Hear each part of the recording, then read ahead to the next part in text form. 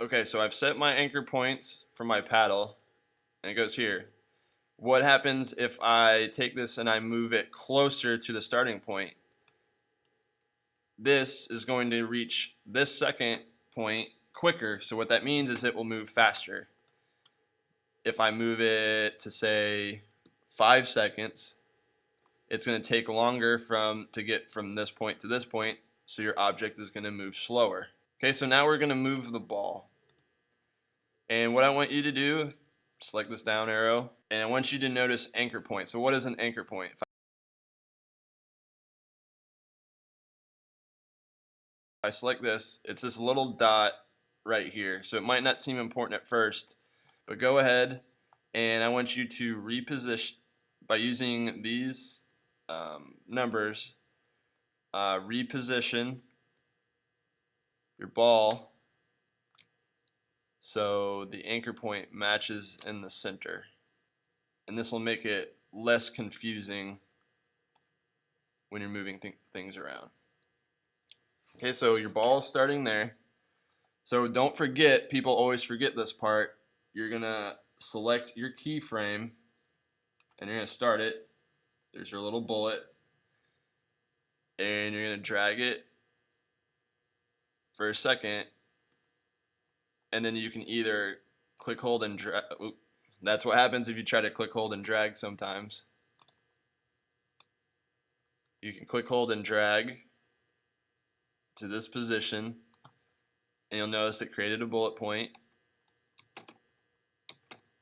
So it hits that paddle, and so then you can go to 2 seconds.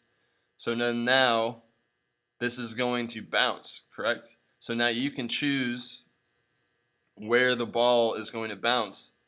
So at 2 seconds, this ball is going to appear,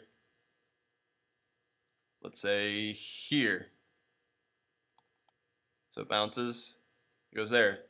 So we're playing Pong, right? So I want this paddle to block that ball. So I'm going to select paddle 1. This is why you need to name your stuff, because I don't want to get confused with paddle 2, which is over here.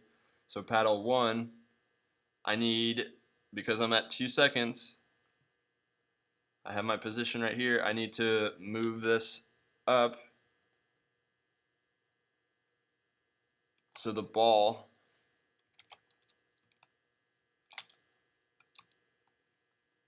will bounce off of it.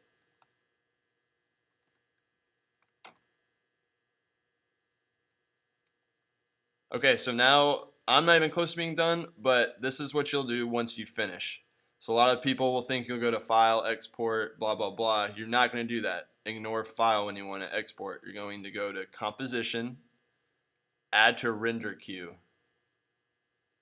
First thing you're going to do is make sure where it says Output to, click here, because this is where you're going to save your project.